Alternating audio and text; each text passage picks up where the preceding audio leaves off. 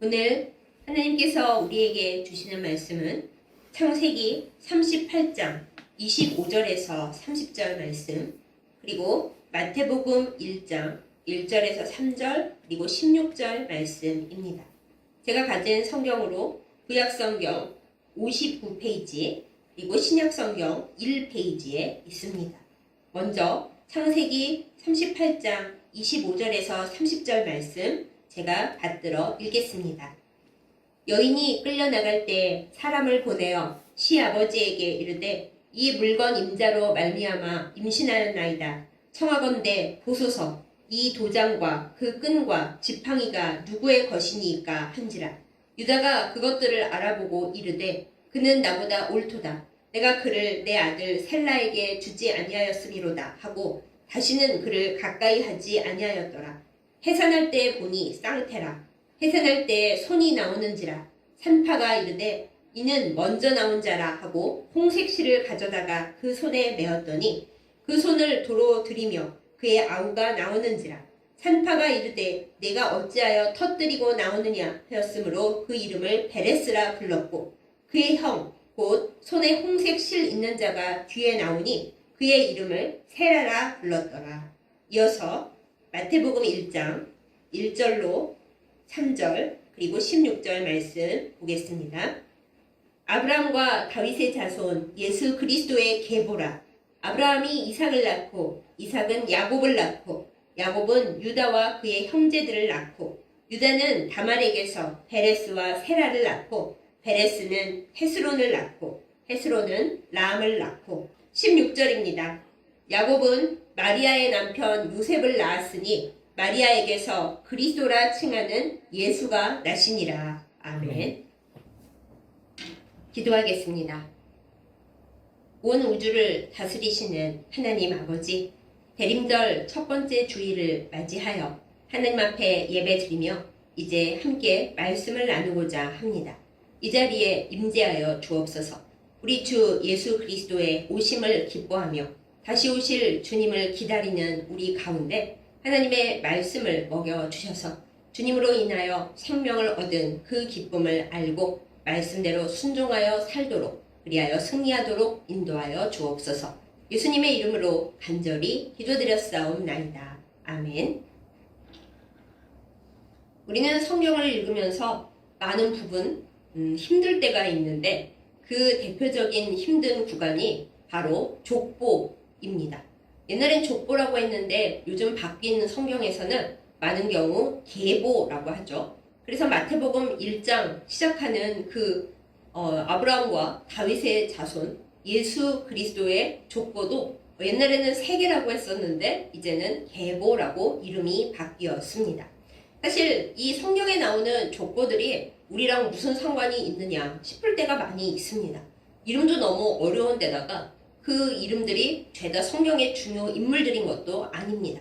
그렇다고 성경에서 그거를 빼버리고 읽자니 그것도 좀 이상하고, 솔직히 말씀드려서 목사님들도 전도사님들도 설교 본문을 찾을 때 족보는 어영부영 넘어가시거나 어떻게 이걸 설교해야 할까 고민을 많이 합니다.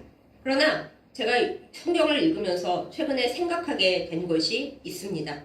이 계보가 결코 단순히 그냥 지나쳐도 좋은 이야기는 아니라 하는 것입니다.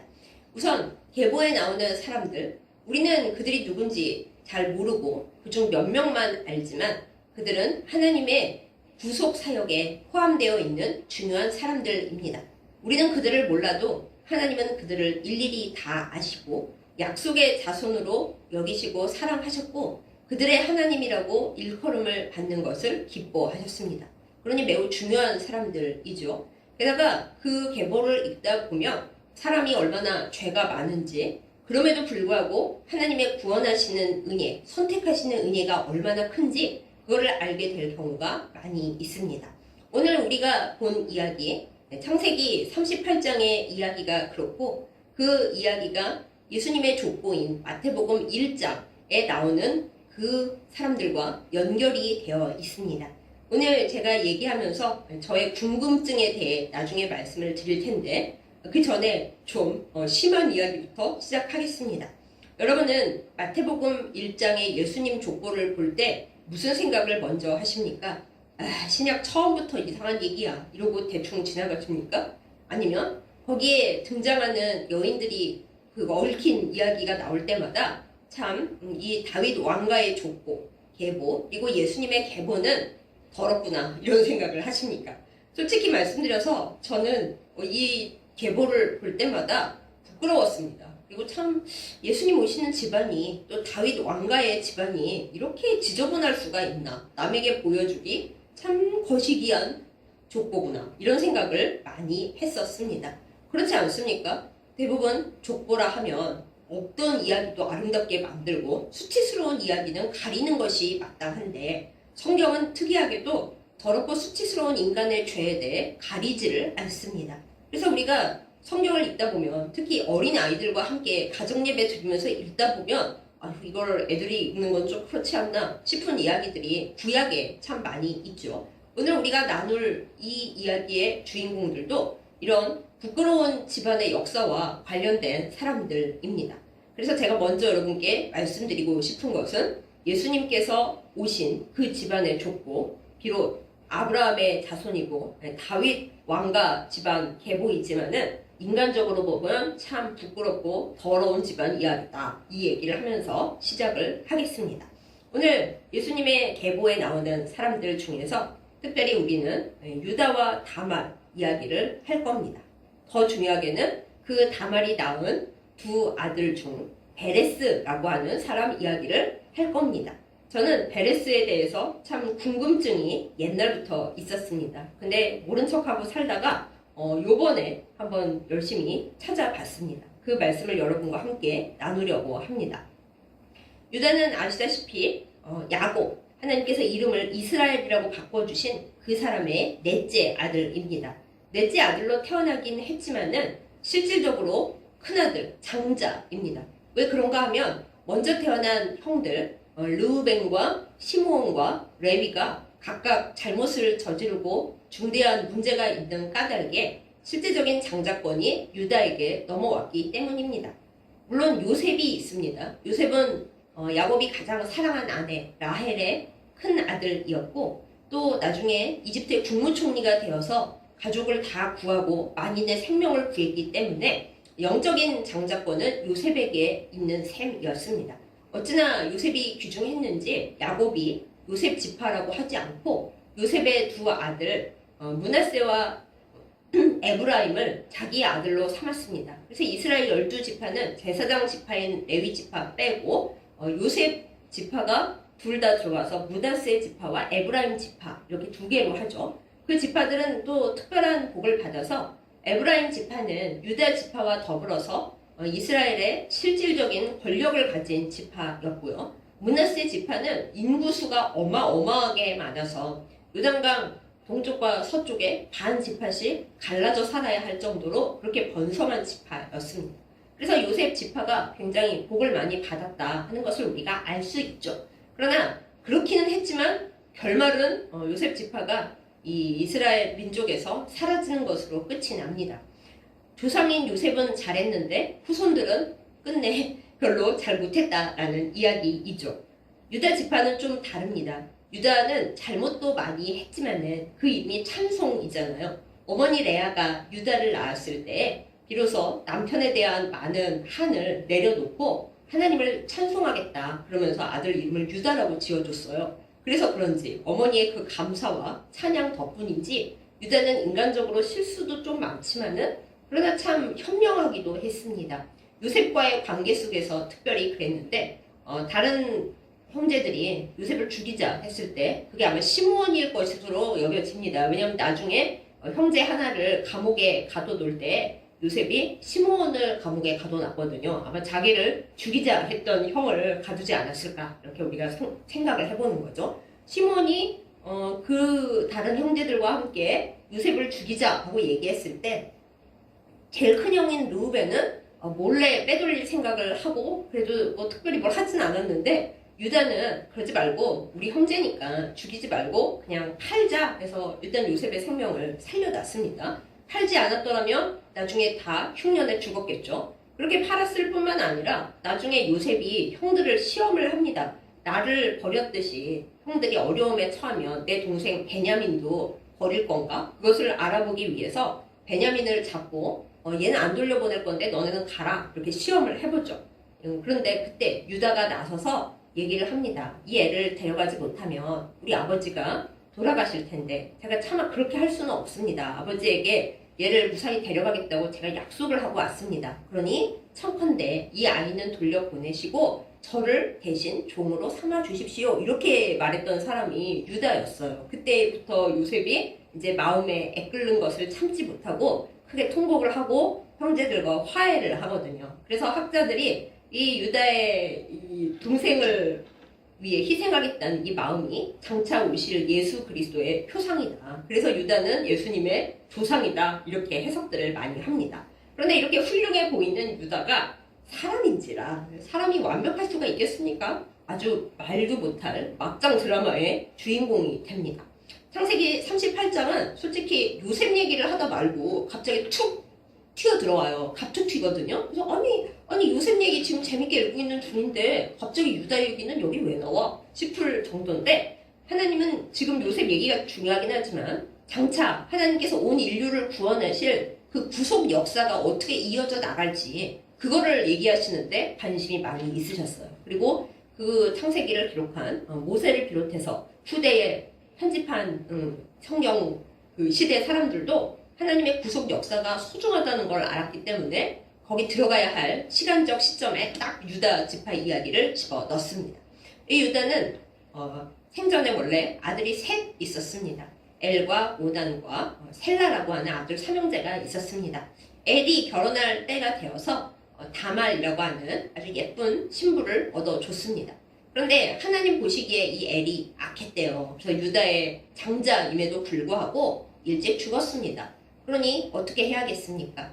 요즘에 우리의 성윤리로는 말도 안 되는 이야기지만 고대 근동에서는 이스라엘 집안뿐만 아니라 옆에 해족속, 우리가 히타이트라고 부르는 해족속이나 또 아수르의 그 유명한 법전, 아시리아 법전 등등에도 나와 있는 계대 결혼이라는 것이 있습니다. 그야말로 대를 계승하는 계대 결혼인데 그것을 형사 취수법이라고도 하고 수혼이라고도 해요. 무엇이냐? 이제 형이 결혼을 했는데 자식이 없이 그만 일찍 세상을 떠났어요. 그러면 여인은 과부가 되고 형의 이름은 이어지지가 않잖아요. 우리나라 같은 동양 이쪽의 동아시아권에서는 그러면 가까운 친척 중에 양자를 들여서 대를 이어갑니다. 그런데 근동은 그렇게 하지 않고요. 이제 오갈 데가 없어지고 의지할 곳이 없어지는 과부도 살려야 하고 그리고 그 집안 대는 형의 이름은 그 집안 가족이 직계가 이어야 한다라고 생각을 해서 그 형의 남동생이 과부가 된 형수를 아내로 삼습니다. 그리고는 아들이 처음 하나 태어나면은 그 아들은 형의 이름으로 이어받고 재산도 이어받고 엄마가 낳았으니까 그 엄마도 엄마로 모시면서 형의 이름과 그리고 땅을 그리고 그 과부를 다 같이 이어가는 그런 제도가 있었습니다. 이 제도가 이스라엘에서 굉장히 중요한 게 모세의 오경에 신명기 법전에도 이게 자세하게 나와요. 얼마나 중요한 법인가 하면 예수님을 시험할 때 부활을 믿지 않는 사두개파 사람들이 빈정거리면서 예수님께 질문을 던질 때 이 계대 결혼, 형사 취수, 형이 죽고 나서 형수를 아내로 삼는 이것에 대해서 이상한 질문을 하기도 했죠. 7형제가 있었는데 제일 큰형부터 다 아내로 맞았는데 다 죽고 마지막에 그 여자도 죽었나이다. 부활할 때 누구의 아내가 되겠습니까? 이런 자기들은 부활 믿지도 않으면서 이런 얘기를 했죠. 그때 예수님께서 그러셨죠. 너희가 오해를 했다. 이 세상에서는 그런 부부 관계가 있지만은 하나님 나라에 가서는 그런 거 없다. 이렇게 딱 잘라 말씀을 해 주셨습니다.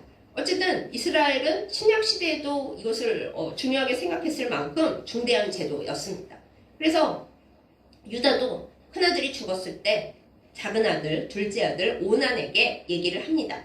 네 형이 자식이 없이 죽었으니까 네가 형수를 아내로 맞이해서 형의 이름을 잇고 형이 장자니까 그 대를 이을 아들을 낳게 해라. 그래서 오난이 그 집안 풍습이기도 하고 아버지의 명령이기도 하니까 결혼을 하긴 했는데 나와봤자 내 이름을 이을 것도 아니고 형 이름 이을 거고 그럴 건데 거기서는 성실하게 임하지를 않았어요. 자기의 욕구만 채우고 대를 이을 아들을 낳게 하지 않은 거죠. 그것이 하나님 보시기에 무척 못마땅하셨습니다.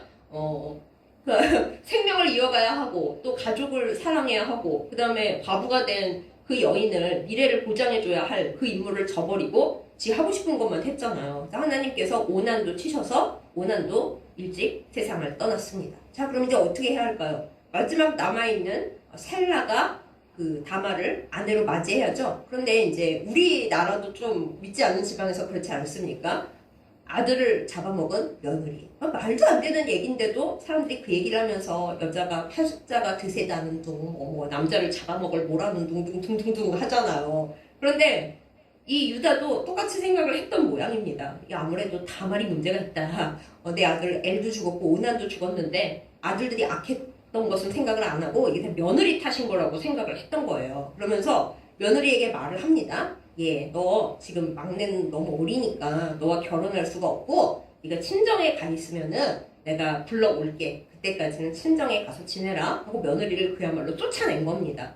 그럼 시간이 지나면 불러와야 되는데 이 다말은 잊혀진 채로 처량하게 그야말로 남편도 없고 자식도 없고 뭐 친정에서 그렇게 잘 대해줬겠어요? 너는 출가 외인인데 이렇게 여기 있느냐? 혹은 너는 팔자가 사나우니까 뭐 꼼짝도 하지 말고 밖에 나오지도 말고 우리 집안에 수치니까 그냥 그러고 있어라 하고 막 박대했을 것 같아요. 그러면 옛날에 많은 여인들은 그냥 그렇게 슬퍼하다가 혹은 목을 매거나 등등 극단적 선택을 해서 인생을 끝내지 않습니까? 그런데 다말은 그런 여자가 아니었습니다. 그야말로 오늘 설교 제목대로 자기의 운명을 돌파할 줄 아는 여자였습니다. 생각해보니까 너무 억울한 거예요. 자기는 장자의 아내였고 남편의 이름으로 아들을 계속 계승시켜서 이 집안의 대를 이어갈 그런 책임과 권리가 있는 여자이고 그리고 시댁에서는 아직 아들이 남아있으니까 걔와 결혼을 시켜서 내가 아들을 낳게 해서 나의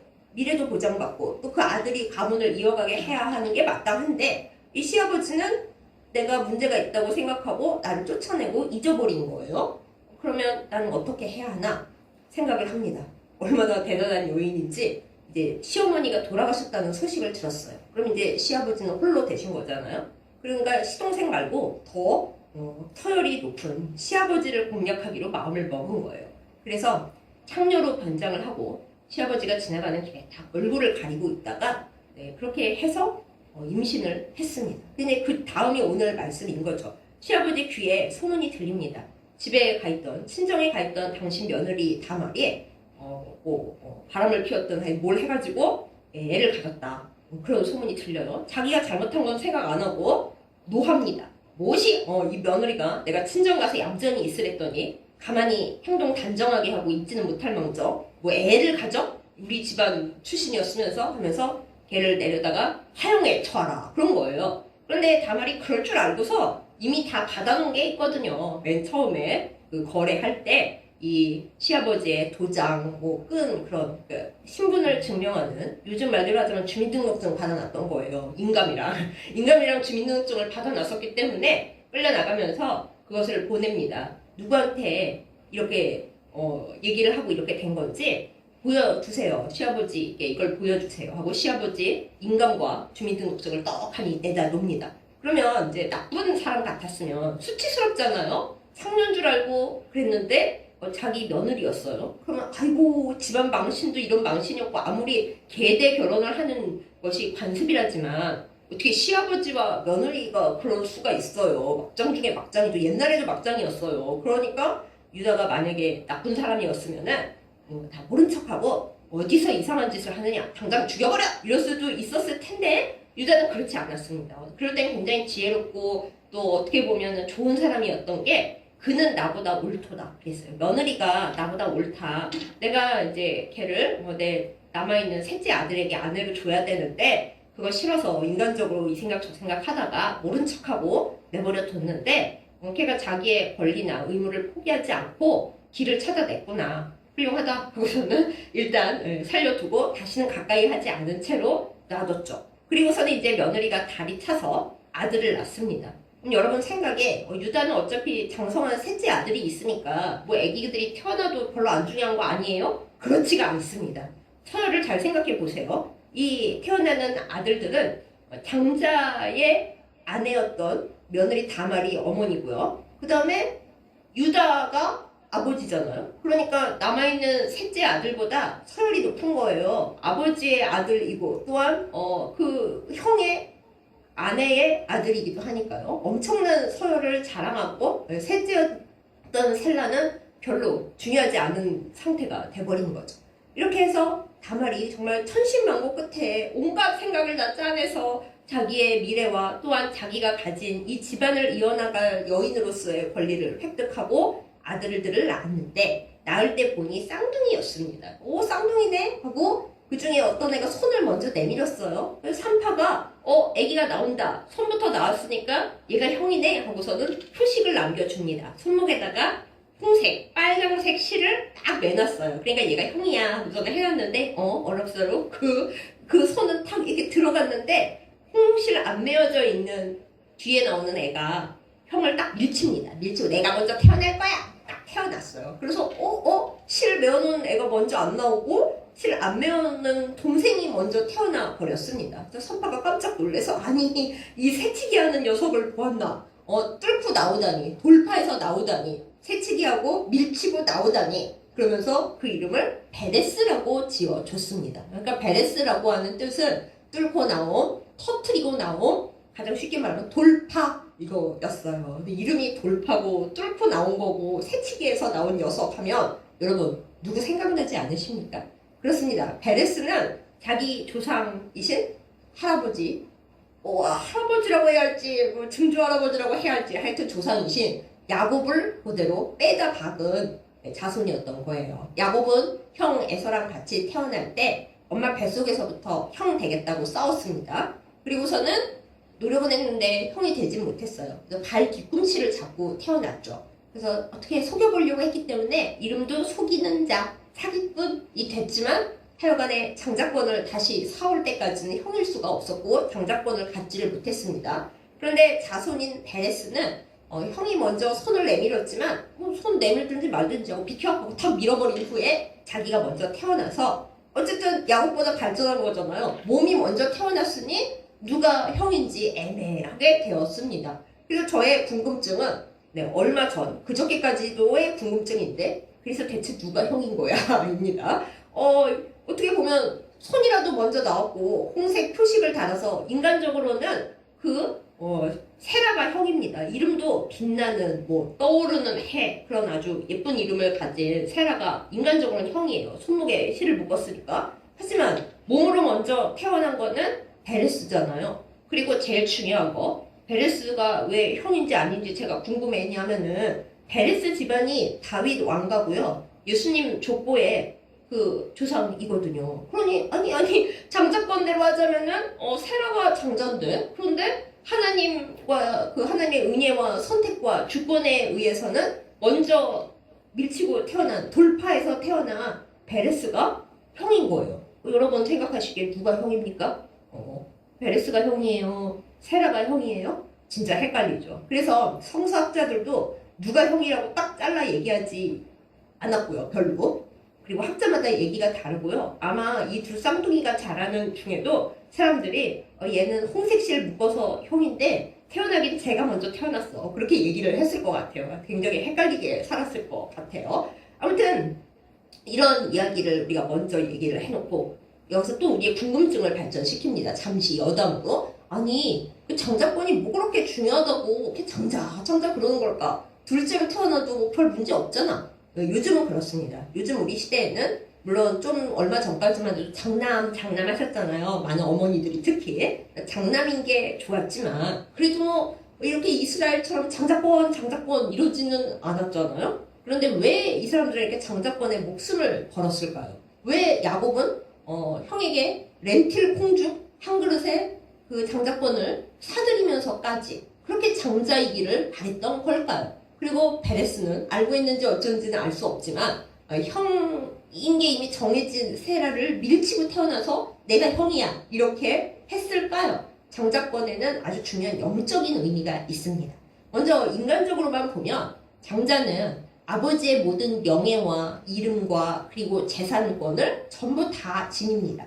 집안의 큰어른, 아버지 다음 가는 큰 어른이고요. 그 집안이 영광스러운 집안일 경우는 아버지의 그 모든 영광이 장자에게로 계승되어 있습니다. 인간적으로는 돈이 중요하지만 근데 여러분 생각해 보세요. 야곱의 경우 멀리 도망가야 됐기 때문에 이삭의 재산 다 에서가 물려받았습니다. 야곱이 가진 재산은 자기가 열심히 고생해서 처갓집에서 일해서 번 거지 아버지에게서 받은 것이 하나도 없어요. 그러면 대체 장자권이 무슨 의미가 있을까? 재산을 많이 받은 것도 아닌데 여기서 이제 영적인 의미가 중요해집니다. 이스라엘 사람들에게 있어서 장자권이란 특별히 야곱의 장자권이 쭉쭉쭉 이어져 나가는 것이란 하나님께서 이 가족에게 주신 영원한 약속, 영원한 언약과 관련이 있습니다. 나는 너희들의 하나님이 되고 너희는 내 백성이 되리라 하신 그 하나님이 누구의 하나님이 되실 것인가? 누구의 이름으로 칭함을 받으시는 하나님이 되실 것인가? 라는 게 중요했어요. 아브라함의 하나님, 이삭의 하나님, 야곱의 하나님, 그럼 그 다음은 누구의 하나님이 되실까? 요셉의 하나님이실까요? 유다의 하나님이실까요? 딱 보면 요셉이 복 많이 받았으니까 요셉의 하나님일 거야 생각하지만 우리 아닌 거 알잖아요. 유다 집안의 하나님으로 칭함을 받으시고 그 유다 지파에서 다윗 왕이 태어나고 다윗 왕이 쭉쭉쭉 이어서 예수님께서 그 계보에서 태어나셨기 때문에 결국 영적인 승자는 유다 집안이 된 거예요. 그리고 위에 형들은 다 장자가 아니게 됐으니까 유다가 장자인데 그 유다의 또 다음 장자권을 이어갈 아이는 얼마나 영광스럽습니까? 그때는 몰랐겠지만 예수님의 족보의 조상이 되는 건데 그렇게 장자권이 중요했기 때문에 특별히 운명을 돌파하고 싶은 특별한 기질을 가진 사람, 굳이 말하자면 야곱과 베레스의 경우 장자가 되려고 온갖 노력을 다한 겁니다. 운명을 돌파한 겁니다. 사실 야곱도 장자가 아니고 베레스도 장자가 아니잖아요. 그런데 각자의 노력으로 야곱은 속이는 자가 되면서까지 장자권을 가졌고 그 다음에 베레스는 운명을 돌파해서 이름도 돌파해가면서 그걸 바꾼 거예요. 저는 베레스가 그런 거는 다말의 기질도 많이 받았다고 생각합니다. 다말은 한 맺힌 여인으로 울다가 끝나지 아니하고요. 다들 나를 잊었다 이거지. 내가 받을 권리, 내가 누려야 할 복, 이거 다 나에게서 뺏어가겠다 이거지. 내가 그냥 뺏길 줄 알아? 이러면서 어떠한 수단 방법을 가리고서라도 자기의 그 자랑스러운 그것, 그리고 놓쳐서는 안 되는 그것을 끝내 지켜낸 여인입니다. 운명을 돌파한 여인인 거죠. 그래서 하나님이 다말의 어떤 면을 보셨는지 우리는 모르지만 우리는 이상한 여자 싶지만 다말은 나쁜 여자가 아닙니다. 또 그 계대 결혼은 근친상간이 절대 아니에요. 그건 중요한 전통이었기 때문에 다말은 이상한 여자, 나쁜 여자, 악녀, 음녀가 아니고요. 집안의 명예를 소중히 여기고 자기가 결코 그 약속이 있는 집안의 일원으로서 살고 배제되지 않겠다라는 강력한 의지를 보여준 여인이었습니다. 그런데 그 엄마를 베레스가 더 많이 닮았던 것 같습니다. 자, 여기까지 얘기를 드렸는데 여러분이 이거 머리 아파라 얘기는 많이 들었는데 그래서 오늘 말씀과 이 유다와 다말, 야곱, 베레스는 우리랑 무슨 상관이에요? 이러실 것 같아요. 이제 진짜 본론으로 가보겠습니다. 여러분, 우리의 운명은 어떻습니까? 운명이란 말이 너무 싫지만 우리가 태어나자마자 이미 사람은 죄인이고 우리의 조상들이 원죄를 지어서 그 죄의 결과들이 우리를 타고 흘러온다. 이것을 알고 있습니다. 제가 자주 언급합니다만 무슨 문제가 있어서 병원에 가면 저기 어르신들 중에 암에 걸리신 분, 고혈압이신 분, 고지혈증이신 분 계신가요? 이렇게 물어봐요. 가족력인 거예요. 그게 우리는 죄라고 말하고 싶지는 않지만 우리의 불완전성, 우리가 온전히 살기 위해 필요한 것들 중에 부족한 것, 이 모든 것이 우리의 유전이라는 것을 타고 흘러내려옵니다. 그야말로 조상 탓인 거죠. 우리가 그것을 벗어나려고 애를 쓰고 노력을 하지만 우리의 힘으로는 사실 벗어나지를 못해요. 하나님의 은혜로 내가 조상의 악한 유전을 안 받고 영향을 덜 받았으면 복된 거고 유난히 많이 유전적 영향을 받았으면 또 그것 때문에 문제가 생겼으면 정말 억울한 거죠. 그런 우리에게 그걸 운명이라고 말하고 싶지 않지만 운명이라고 할 때 우리는 그것을 돌파해야 하는데 힘이 부족합니다. 어떻게 해야만 좋은지 알 수도 없습니다. 그럴 때 예수님께서 우리의 인간된 이 죄의 운명을, 죽을 수밖에 없는 운명을 돌파하러 이 세상에 와주셨습니다. 하나님의 독생자이시기 때문에, 그리고 태초의 말씀이시고 세상을 창조하셨기 때문에 사실 우리에게 오실 일이 없었어요. 그런데 예수님께서 우리를 구하시겠다고 하나님의 아들이시지만 또한 사람의 아들이 되어서, 인자가 되어서 우리에게 와주셨습니다.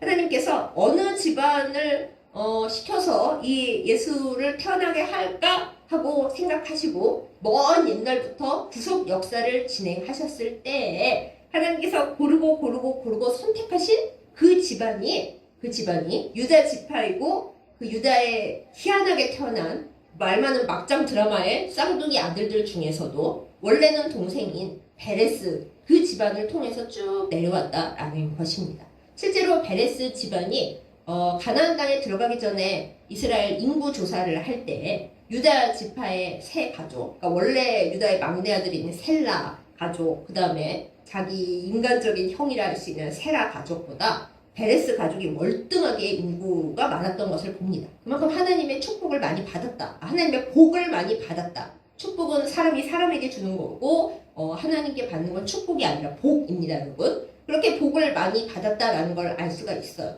대체 뭐 때문에요? 인간적으로 보면 욕심도 많고 막 이상한 방법을 써서 그러려고 하는 게 뭐가 도덕적으로 옳은 거야 싶지만은, 하나님께서는 하나님의 약속을 꼭 붙잡고 모든 억울한 것을 돌파하여 하나님의 백성 되기를 원하는, 하나님 앞에 영원히 있기를 원하는 그 갈망을 보시는 분입니다. 그래서 그 조상에게서 예수님이 태어나도록 그렇게 조치를 취하신 거예요. 이렇게 이 예수님의 계보가 중요합니다. 우리가 앞으로 마태복음의 계보를 특히 읽을 때에는 또야 하지 말고 자세히 동그라미 치면서 읽어보세요. 우리가 모르는 사람도 있지만 아는 사람도 있고, 하나님께서 이 문제 많은 집을 통해서, 사실 인간적으로 보면 죄도 많고 부끄러운 것도 많고, 다윗 쪽 계보를 여러분 보세요. 다윗의 아내 중에 제일 부끄러운 여자, 제일 한이 많은 여자, 또 다윗으로 하여금 말년이 평안하지 못하게 그렇게 된 원인이 된 여자, 바세바 탓은 아닙니다, 여러분. 그렇게 된 그 여인이 예수님의 족보에 올라 있다고요. 그래서 예수님의 족보에 나오는 여인들 연구해 보시면 다 인간적으로 너무 슬픈 여인이고 버림받을 수밖에 없는 여인이고 힘든 여인이었으나 하나님의 은혜와 본인의 결단으로 죽을 운명을 돌파한 여인들입니다. 그야말로 베레스의 여인들인 거죠. 그 집안을 통해 예수님이 오시면서 믿는 우리에게 알려주신 겁니다. 얘들아, 나는 운명을 돌파하는 집안에서 태어났나? 왜? 너희의 운명을 돌파하러 올 거거든. 그렇게 우리에게 약속을 주신 겁니다. 구약에는 그 약속을 주셨고 신약에 이르러는 이루셨고, 그 약속을 지금 우리에도 주고 계시는 것입니다. 사랑하는 여러분, 대림절 첫 번째 주간입니다. 우리는 예수님을 기다리고 있습니다. 이미 오셨잖아요. 네, 다시 오실 거거든요. 오신 주님을 기억하면서 다시 오실 주님을 기다리고 있습니다. 왜 기다려요? 아직은 완벽하게 벗어나지 못한 이 세상의 모든 힘들고 슬픈 끈을 주님께서 완벽하게 끊어주실 것이기 때문입니다. 지금도 이미 한번 끊겨 있습니다. 우리가 이 세상을 떠날 때 우리는 운명에 갇혀서 지옥으로 가지 아니하고 하나님 나라로 갈 것입니다. 예수님께서 죽음을 돌파해 주셨기 때문입니다. 돌파해 주신 그 길로 우리는 가면 됩니다. 그러나 예수님께서 다시 오실 때에는 우리가 이 세상에 살면서 눈물 흘리고 아프고 그리고 힘들었던 모든 것, 내 고생하는 그 모든 것을 주님이 온전히 끝내주실 것입니다. 죄인으로서 사는 인간이 가지고 있던 모든 것을 돌파해 주시고 다 끝내실 것입니다. 그래서 우리는 베레스이고 베레스의 자손으로 오신 예수님을 따라가는 사람들입니다. 여러분 어떠세요? 제 앞 얘기가 길기는 했습니다만 여러분이 이 다음에 성경을 보시다가 베레스라는 이름을 발견하시거든. 그냥 유다와 다말 사이에 태어난 막장 쌍둥이 이러지 마시고, 또 저처럼 그래서 누가 형이라는 거야, 누가 동생이라는 거야, 이거에만 생각하지 마시고, 하나님은 운명을 돌파하기 위해 예수님을 우리에게 보내주셨고, 우리 힘으로는 돌파할 수 없는 운명을 우리가 예수님을 통해서 끝내는구나, 이것을 꼭 기억하시기 원합니다. 하나님은 결코 우리를 하찮게 여기시지 않습니다. 세상 사람들은 우리를 모르고 우리에게 관심이 없고 우리가 조금만 실수하면 흉보고 욕하지만, 하나님은 그렇게 안 하십니다. 그 선택하신 계보를 보면 알 수가 있잖아요. 베레스는 살면서 얼마나 소문에 많이 시달렸겠습니까? 스캔들의 주인공, 움직일 수 없는 아버지와 어머니의 수치스러운 역사의 주인공이고 형인지 동생인지 알 수 없는 인물이었습니다. 그러나 하나님께서는 그 집안을 특별히 선택해 주셨습니다. 하나님의 은혜와 선택이 아니고서는 일어날 수 없는 그 오묘한 일을 그들을 통하여 이루는 것을 싫어하지 않으셨습니다. 예수님도 그 족보를 통해 오시는 것을 결코 부끄러워하지 않으셨습니다. 만약에 하나님이 예수님들어 얘야 네가 이 집안 족보로 갈 건데 괜찮겠냐? 이랬으면 예수님이 아버지 이거 너무 싫습니다. 집안이 이렇게 더럽고 막장일 수가 있으니까 아무리 대대결혼이 중요해도 그렇지 이게 뭡니까 이게 그러실 수도 있었을 텐데 예수님이 그러지 않으신 거잖아요. 가겠습니다. 인간의 삶이란 원래 이런 거죠. 다들 집안마다 은밀하고 수치스러운 이야기 한두 개씩은 다 숨기고 사는 거 아니겠습니까? 저는 성경에 그게 밝히 드러난 그 집안으로 아예 가겠습니다. 그것은 뭔가요? 여러분 우리의 가족 중에 또한 우리의 은밀한 개인사 중에 너무 수치스럽고 남이 알까 두렵고 진짜 이거는 진짜 내가 살고 싶지도 않고 너무 망신스러워 그런 일들이 혹시 있더라도 걱정하지 마세요. 너무 힘들어하지 마세요. 다 괜찮습니다. 예수님께서 그러실 거예요. 야, 우리 족보보다는 낫다 야 이러실 거예요. 그 말씀은 뭡니까? 주님은 우리의 모든 수치스러운 사정, 우리의 부모와 우리 조상이 어떠하든지 내가 어떠하든지 다 끌어안아 주신다라는 거예요. 다 괜찮다. 내가 그 모든 걸 돌파하러 온 거야. 네가 나한테 다 맡기기만 하면 내가 너의 모든 수치를 돌파하겠다. 너의 모든 두려움, 너의 모든 안 풀리는 악한 기질, 너의 유전적인 문제점 내가 다 돌파할게. 돌파하러 왔어. 돌파했고 네가 나를 따라오면 계속 돌파 하면서 살게 될 거야. 라고 예수님은 우리에게 그 계보를 통하여 말씀하여 주시는 것입니다. 사랑하는 여러분, 이 예수님을 믿으십니까? 믿으시면 우리가 타고난 모든 것들을 예수님께 맡기는 우리가 되십시다. 오늘 맡겼는데 내일은 또 못 맡길 것 같아요. 제가 좋아하는 말 있잖아요. 내일 또 맡기세요. 하루하루 우리는 맡깁니다. 작심 3일입니다. 3일 후에 또 결심하면 되죠. 주님은 우리가 변덕스럽고 죄가 많은 것을 잘 알고 계십니다. 예수님의 육체적 조상들이 그랬습니다. 그럼에도 불구하고 그들의 좋은 점은, 훌륭한 점은 하나님 앞에서 떠나는 것을 안 했다라는 거예요. 유다지파 사람들이 죄도 많이 지었지만 그들의 훌륭한 점은 다윗의 고백이 그랬거든요. 영원히 하나님 앞에 살기를 원하나이다. 내가 죄 지었다고 하나님께로부터 떠나거나 내가 죄 지어서 하나님께로부터 버림받거나 그렇지 않고 나와 내 자손들이 영원히 하나님 앞에 살기를 원하나이다. 그래서 하나님께서 소금 언약을 맺으셨고요. 소금은 영원히 변치 않잖아요. 그것처럼 예수님도 그 집안에서 오셨고 우리도 그 예수님께 덧붙여진 사람들입니다. 그렇기 때문에 우리 모두 예수님 안에서 다 베레스입니다. 운명을 돌파하는 예수님을 따라가는 사람들입니다. 이 대림절에 우리의 슬프고 서럽고 아프고 고통스럽고 부끄러운 모든 과거지사가 우리 집안들의 이야기들이 우리의 아픈 유전 병력들이 예수님의 이름으로 다 돌파되기를 축복합니다. 제가 복의 말씀은 전하지만 저 포함하여 예수님의 이름으로 이 모든 베레스들이 이루어지기를 축원합니다. 그러한 은혜가 우리에게 임하고 이 대림절 기간 우리가 그것을 묵상하고 주님 앞에 내어놓을 때 주께서 인도하시고 돌파하여 주시는 은혜가 임할 줄 믿습니다. 그러한 은혜가 우리 모두에게 있기를 예수님의 이름으로 축복합니다. 아멘. 기도하겠습니다. 사랑하는 하나님 아버지, 인간적으로 죄가 많고 부끄러운 그 계보를 통하여 예수님이 오셨습니다. 하나님의 선택과 하나님의 은혜가 인간의 모든 조건보다 중요함을 우리가 이 말씀을 통해 깨닫습니다. 주님 감사합니다.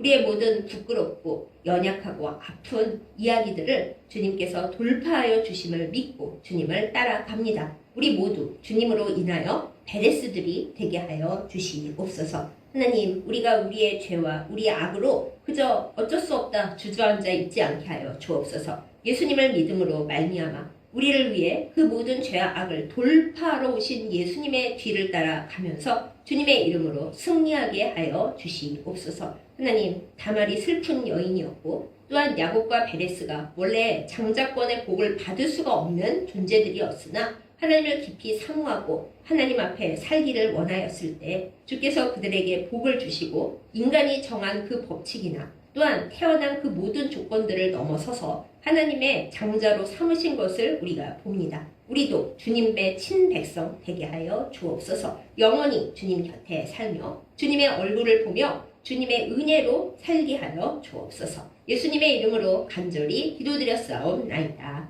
아멘. 이제는 죄인의 핏줄을 통하여 우리에게 오시기를 결코 싫어하지 아니하시고 오셔서 우리의 모든 죽을 운명을 돌파하여 주신 우리 주 예수 그리스도의 은혜와 우리를 주권으로 인하여 은혜로 인하여 선택하시고 결코 싫다고 버리지 아니하시고 사랑하시는 우리 하나님 아버지 참으로 지극하신 극진하신 사랑과 우리의 많은 과오와 허물과 실수와 부끄러움 중에서도 우리가 하나님과의 관계에서 멀어지지 않도록 날마다 인도하여 주시는 성령님의 교통하심과 인도하심이 이 시간 말씀을 듣고 예수님으로 인하여 오늘의 베레스가 되어서 우리의 모든 죄와 악을 돌파하고 청산하여 주님 뒤를 끝까지 따르고자 결단하는 예배드린 모든 주의 백성들 위해 이제부터 영원까지 함께 하시기를 간절히 축원하옵나이다. 아멘.